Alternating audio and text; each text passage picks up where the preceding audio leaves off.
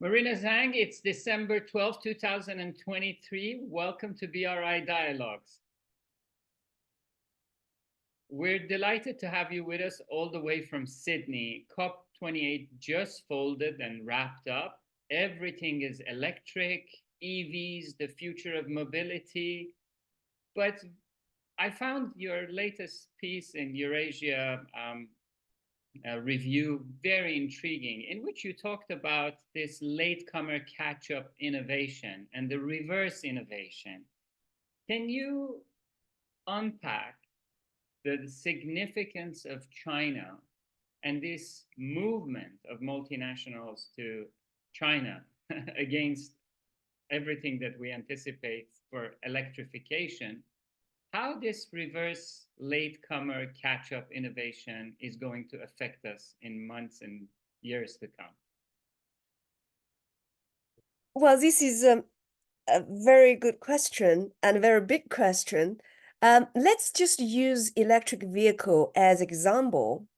I mean, China's industrial policies have been criticized for being distorting the market. I mean, China as a latecomer, using the policy of technology transfer, technology for market, over the past 30 years, try to catch up in the traditional fuel vehicle market. But obviously, that industrial policy didn't work. The reason is because China just didn't have enough indigenous innovation of its own. And because automobile industry is such a complex industry, and when China opened the market to foreign companies, let's say German car makers, Japanese car makers, American car makers, actually they brought their own supply chains. So lead companies on their supply chains all invested in China, and they controlled the critical technologies. So after 30 years, and you look at all the cars on China's roads, still most of them carrying a foreign brand until EV arrived. And the the China's EV market rise is due to two factors. This time, the government actually is using a less controlled, centralized industrial policy. Not like, the European car makers or politicians are arguing that China is using subsidy to support the EV market. That's just one side of the story. Because in other industries, China used the same policy, but that didn't work. This time, China opened the market to entrepreneurs. Entrepreneurs as car makers, as supply chains, and they all work together in the ecosystem. So this comes to the point that I want to make, that is China actually is sort of reversing the multinational business model. So now if you want to survive in the Chinese EV market, you better work with Chinese companies. I think this is a sort of the question you are asking. Marina, that is absolutely fascinating. But Ali and I are intrigued by the rapid advances that China has made in this sector. It's true that it had to kind of, as you rightly say, import some of the know-how, but it seems to be advancing in leaps and bounds where, in terms of unit cost, for example, it can compete with anybody on the planet. And now China is poised to start exporting not just the technology, but also the end vehicles to Europe and elsewhere. How did this happen so quickly? That's a very good question. It actually didn't happen so quickly. It's a over 10 years development. This is very interesting because I'm working on a paper on the electric vehicle, China's catch-up. So the catch-up is not in a way that is you catch up on the same trajectory. So technological paradigm shift from the traditional fuel energy vehicle to new energy vehicle. This trajectory change opened the market, opened the windows of opportunity for Chinese firms. And the Chinese firms, and you can see there's several different groups of EV makers. new concept EV makers, those companies typically they started their business using an internet business model. So they use very light asset. So they sort of using venture capital's investment, develop a concept, and that model actually didn't work that well. Most of them got a lot of subsidies and bankrupt. And the other one is traditional Chinese companies, and including, for example, Guangzhou Automobile Group. They're the joint venture partners to several Japanese car makers, but they didn't really develop their own brands in the internal combustion vehicle engine vehicles. But they developed this idea, at least you can make a shell. And now this is the point. This is the missing piece in the jigsaw puzzle, that is supply chains, because EV supply chain is different from traditional cars, and that development actually relies on China's supply chains in the electric and electronic markets. So this is a concept I'm trying to explain, that is expedition. So one technology is not really just fulfilling the functions as intended or as desired.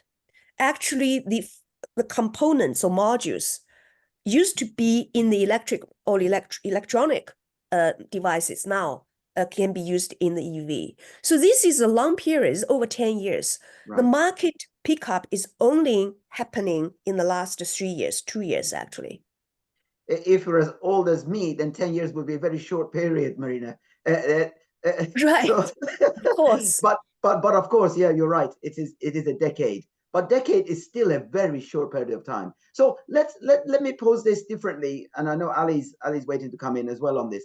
So in terms of the pressures on Chinese end product exports in the West, on the one hand, and on the other hand, the desperate need for European and American car manufacturers for batteries, electric vehicle batteries.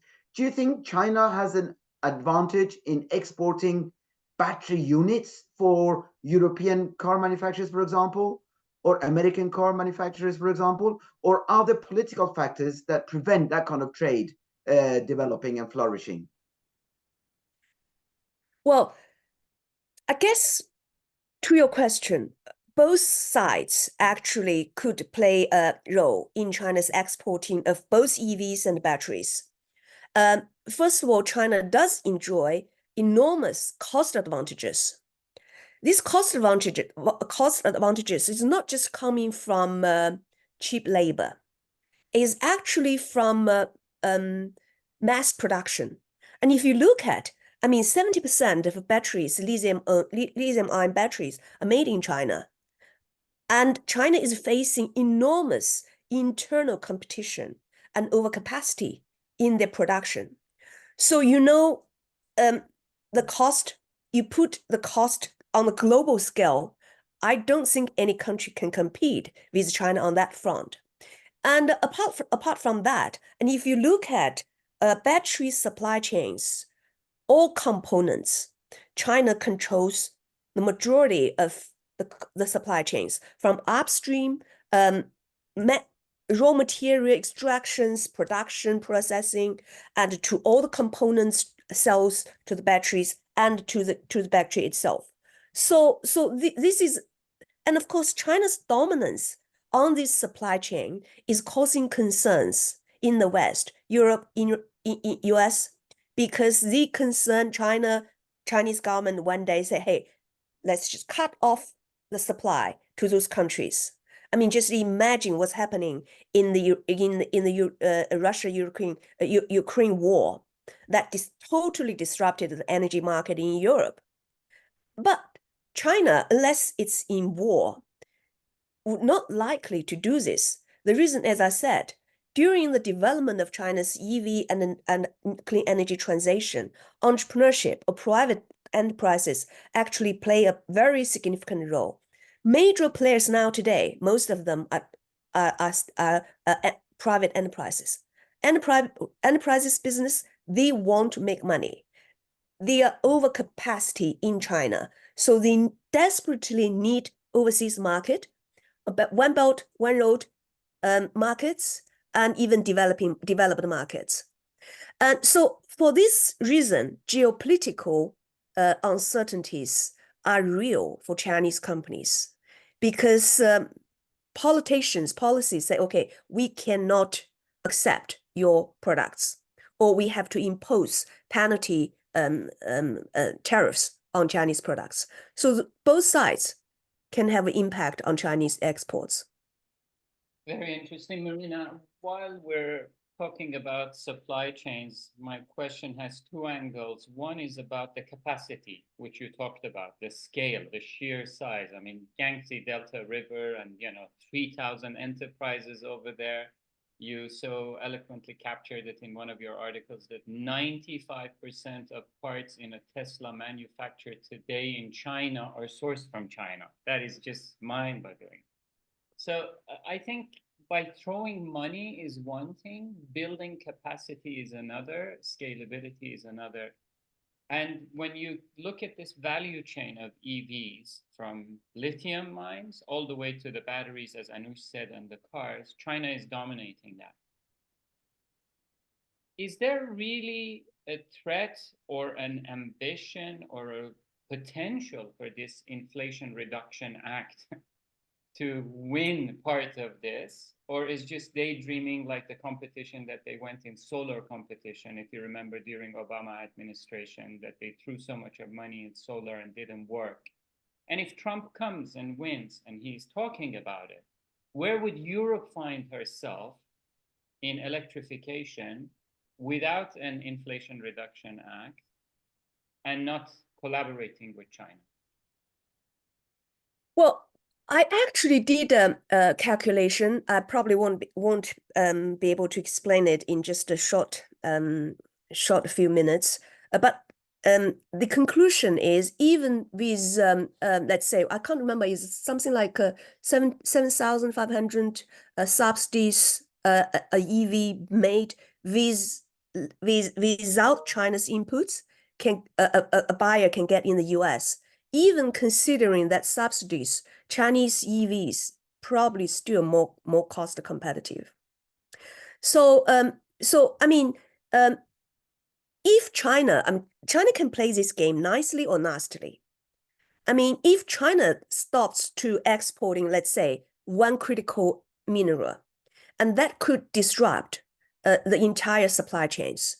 And when consumers, they don't want to wait for that component to resume the supply chain and the supplier of the products, they probably will move to China to buy Chinese products.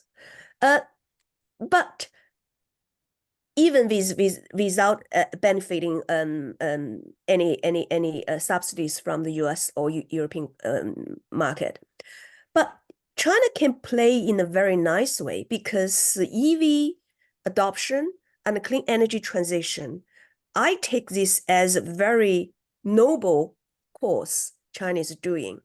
Chinese government did support this industry with enormous subsidies, enormous money initially. The money was spent to actually develop the market. The suppliers, doesn't matter is manufacturers or component suppliers, they start to make money only if the market is big enough. And the market is big enough because of the subsidies. You see, this is a chicken and egg issue. And so Chinese government has spent all the money to develop this market, just exactly like in the solar panel market before. And why? I mean, all the other countries, they want to develop this again using the same amount of money at the same sort of environmental costs, damaging to the environment, wastewater, and all those things. So I don't know. I mean, Chinese government actually can play a nice game, that is encourage its business, including EV manufacturers and supply chain manufacturers, to invest in those markets. So you see, if you invest in the local markets, you probably need to spend money, spend effort to develop relationships with the local community. You show your goodwill. I mean, this is exactly where China started in this industry to reduce carbon emission and of course to secure China's own energy supply. This can be shared, China's advantages can be considered a global assets in clean energy transition. I know she's jumping in, but do you think Mr. Albanese would welcome a BYD factory in outskirts of Sydney, or he will still have reservations, having the lithium mines and having it manufacturing in Australia? Well, jumping to BYD manufacturing, that's a big stretch because Australia doesn't have its own car manufacturing. I mean, after Australian closed its last I can't even remember the name, local name, auto manufacturing in Adelaide several years ago. Australia doesn't have its own manufacturing in automobiles. So I don't think that's on the agenda anytime soon. And of course, Australia wants to develop its own downstream capabilities in lithium processing. That could be quite tricky, and it doesn't make economic sense, to be honest. So this comes to the point of when we're talking about security of supply chains. China Plus One strategy obviously has been on the center, at least on the agendas of business leaders, because they know to replace China is just sort of, it's not impossible, but with considerable costs. So China Plus One as a strategy is a kind of supply chain in case, just in case, or just in worst case. And that is possible. So, but I mean, even Australian has its own capacity in lithium processing, rare earth processing. It won't have cost advantages compared to Chinese products, and the probably will just it sort of, if you have this China Plus One, you have a security, you have a sort of peace in your mind if you're business people or politician. So Marina, Ali took you to your neck of the woods. I'm going to bring you back to the northern hemisphere, and it's very much on this question of lithium reserves, because almost on a daily basis, I'm exaggerating a bit, you know, countries in the West are discovering lithium. Norway, for example, has discovered one of the largest, apparently, lithium deposits in the world. And only about a month ago, 5 weeks ago, United States announced that it too had found a massive lithium reserve as well. So in response to Ali, are you suggesting that they're better off just letting these lie because they would never be able to compete with China? Or are these political signals to China that we can replace you if you don't play good? I tend to agree with you on the latter. I mean, as I argued, I can't remember in which pieces I wrote on lithium, and lithium actually is abundant and is not, I mean, even rare earths is not rare, is relatively abundant. The fact countries weaponizing them makes them scarce, makes them sort of not enough. So I guess in the past, if you look at Chinese industrialization in the past 40 years, which obviously took the Western developed countries over 200 years, and China actually relied on the imports of technologies, technology transfer from US, from Germany, from UK, France, you name it, to develop its manufacturing base. And when we change to the world is changing to a new technological paradigm or new trajectory, China develops its sort of technological advantages in critical minerals processing, in most of them, with enormous costs, environmental costs. So in this new game, it's my idea is, well, I mean, why can't the Western countries to adopt Chinese technologies? It's not just about whether those lithium reserves lying untouched, is how to extract them, produce and process battery-grade chemicals in the most economic and environmental way.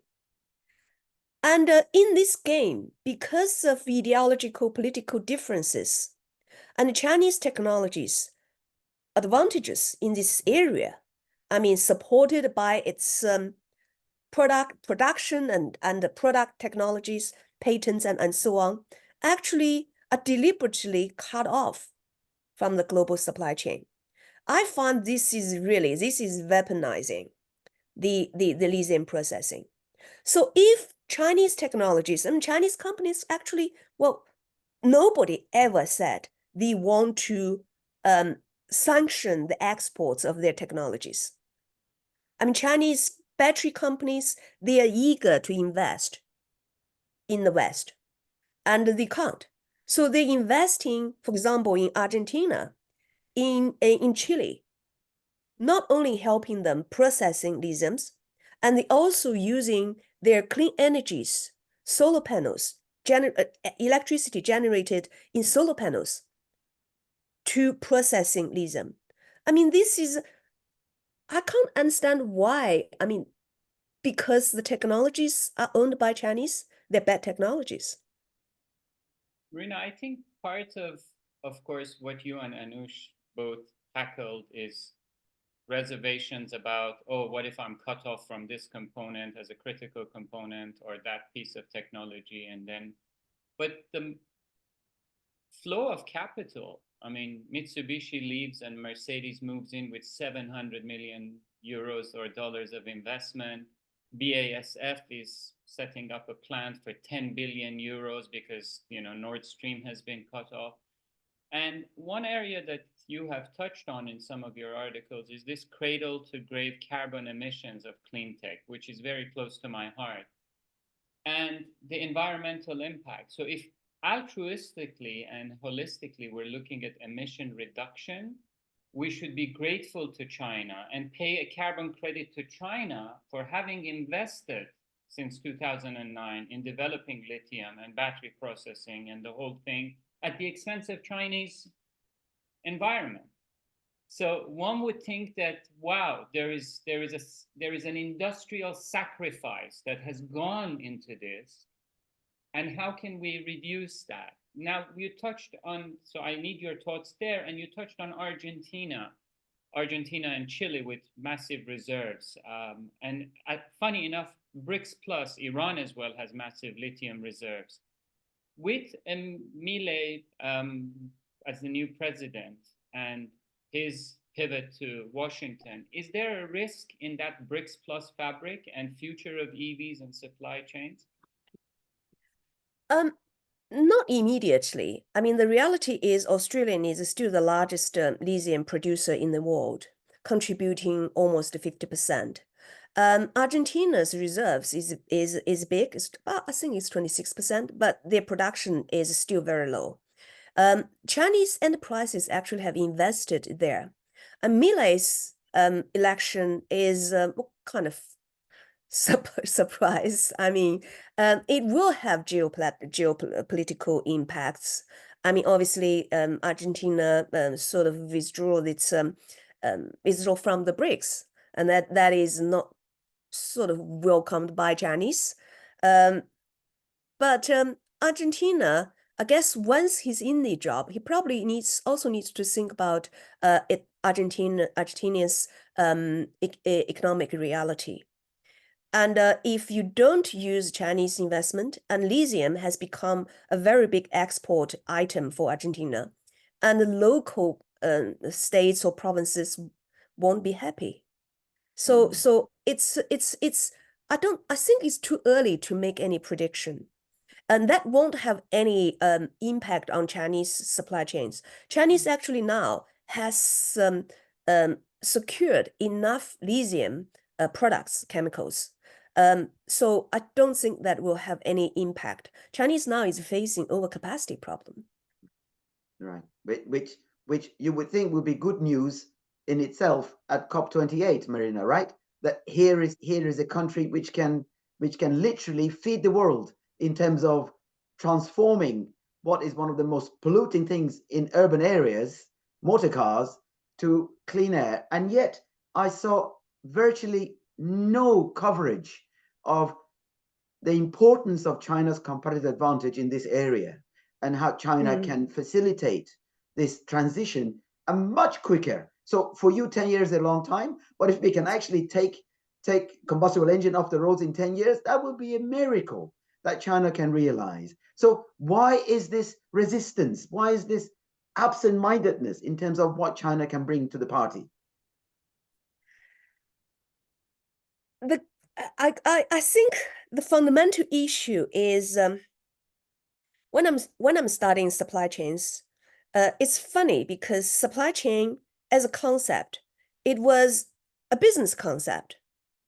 I mean, business managers, business people talking about supply chains because they're talking about, well, they're very highly integrated supply chains, and you just sort of manage just in time supply chains, reduce lead time, reduce transaction costs. But when when businesses adopt more ICT and blockchain and all those digital technologies, you realize you use digital platforms, you can achieve the same thing, but you can expand your suppliers globally. And then the COVID has made supply chain a geopolitical concept. So all politicians are talking about supply chains, but really, do they really understand what supply chain is and logistics and all those things? And everybody's talking about the resilience of supply chains and the security of supply chains. Those are very different concepts. Resilience means, well, if a supply chain is disrupted, you have the capacity to restore as quickly as possible. So guess which country has the most resilient supply chains? During the COVID, China. Despite the fact that the whole manufacturing in Wuhan was shut down for, months. And actually China, it took very short time for China to resume and restore the supply chain. And when the whole world were facing health personal protection equipment, which country jumped in? China jumped in to manufacturing all the masks and all those equipment to supply to the world. So since then, I think supply chain has become a geopolitical concept. And then when we're talking about, okay, supply chains, we're talking about China can be strangled. And the American obviously can use its choke point strategy to control China's development in the advanced chip making industry. But China has advantages in the other side, and which, as you just summarized, has been totally ignored by the West. Marina, and nobody's talking about China's advantages or development overnight or in over 10 years.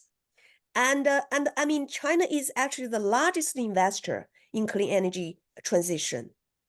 And if you look at Chinese investment and the time frame, how China will meet its carbon peak target, it's actually quite soon. It's sooner than it's planned.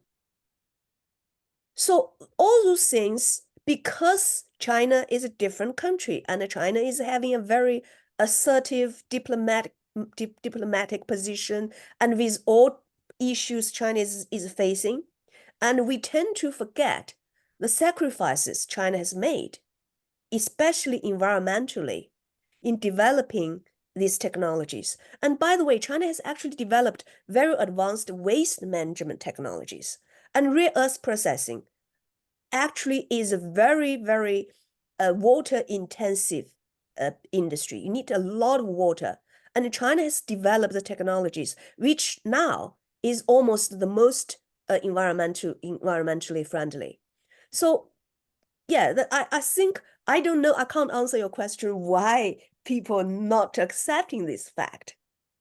Very interesting. I think we're gonna move from, you know, reshoring to nearshoring to friendshoring, oh shit, it's gonna be really tough to do this shoring. So I think there will be an awareness about the cost of, you know, environment, as you rightly said, Marina. But is there not a role for bilateral critical guarantees for exchange of critical material? You scratch my back, I scratch yours. You need lithium, you need rare earths, I'll provide it, and you provide me with chips. They're intertwined. Why can't there be bilateral guarantees for access on both sides, do you think? That's a question I don't think I can answer. I mean, that's from an economic perspective, while complementary, both sides actually they have complementary assets, right? The swap will optimize benefits for both sides. But I don't think that's going to happen. The reason is, well, geopolitically, whoever controls supply chains to those critical minerals, critical technologies, would control the world order. So I don't think Chinese development has been taken as aggression.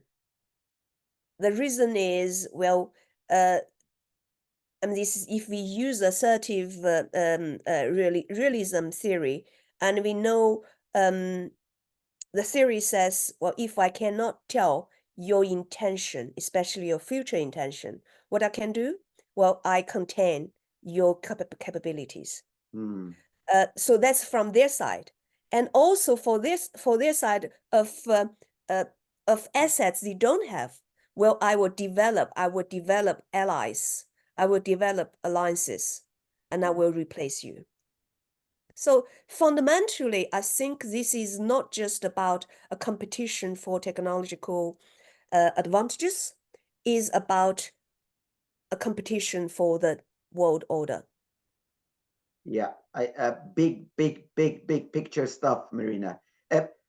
But let me take you back to EVs. So Nissan, that produces cars, you may know, up in northeast of England, near where I am, in Sunderland, has just announced that it's going to invest billions of dollars in developing an EV facility here, and then move all of the cars that are produced here, including Qashqai's, to electrical vehicles. So I'm thinking, okay, you know, so Nissan has been here for 20 years plus, so it's got a kind of a track record, and the British government outside of the European Union is desperate to bring in this kind of investment. So why aren't Chinese or automobile manufacturers not following the kind of Nissan model to situate themselves in the West, for example, and then transfer their own technologies to the West via their own production arrangements?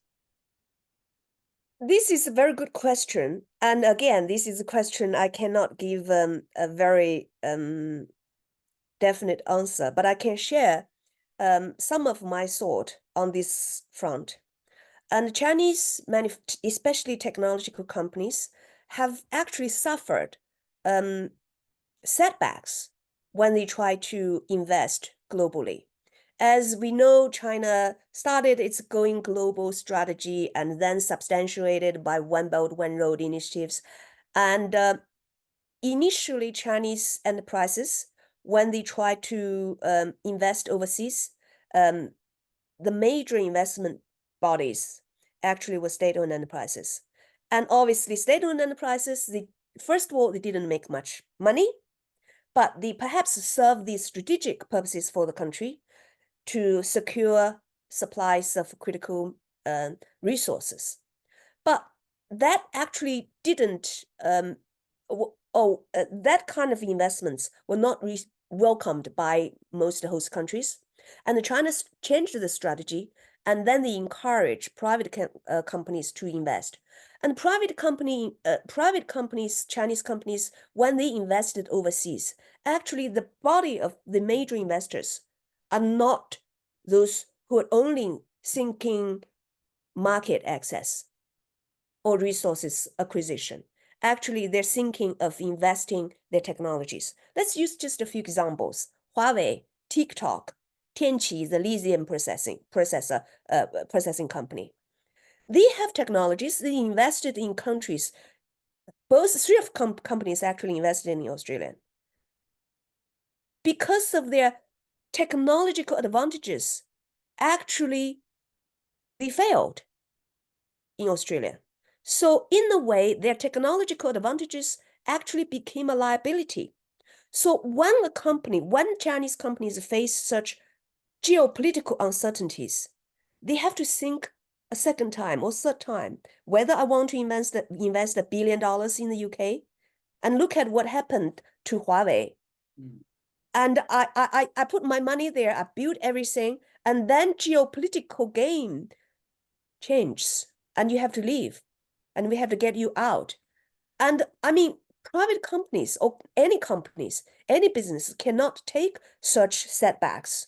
So I hope the geopolitical environment will become more friendly for those Chinese investors.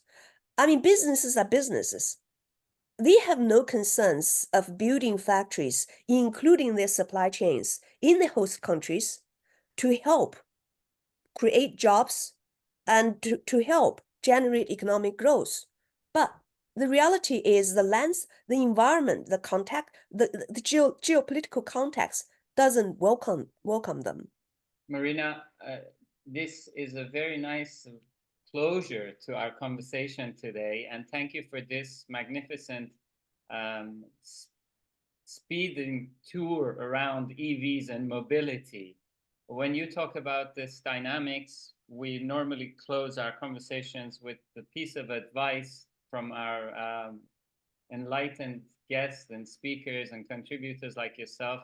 What would be your single most important piece of advice in this context to the cinephobes and to the cinephiles? If you were to leave both camps with one piece of advice that keeps them going in the world of mobility, regardless of the source of energy, what would that be? Well, because my research field is in technological management innovation, and I would suggest the first thing is to differentiate different technologies. Some of them are really closely related to national security, and the US or Europe need to develop even smaller yard and a higher fence strategy to guard those technologies. And because that is related to the competition of military capabilities. But in other areas, like technological clean energy transition, I mean, that is really related to the global warming, to the adoption of new clean energy solutions, and to reduce carbon emissions. And that is not the issue any politicians in any country should decide. That should be decided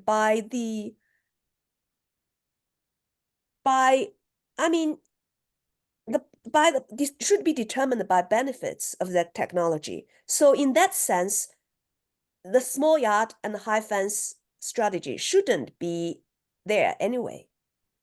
Interesting. Brilliant, Marina. That is absolutely wonderful note to bring our conversation to a close. I've loved your precision and use of terms to clarify the complexities of the issues that we've been dealing with.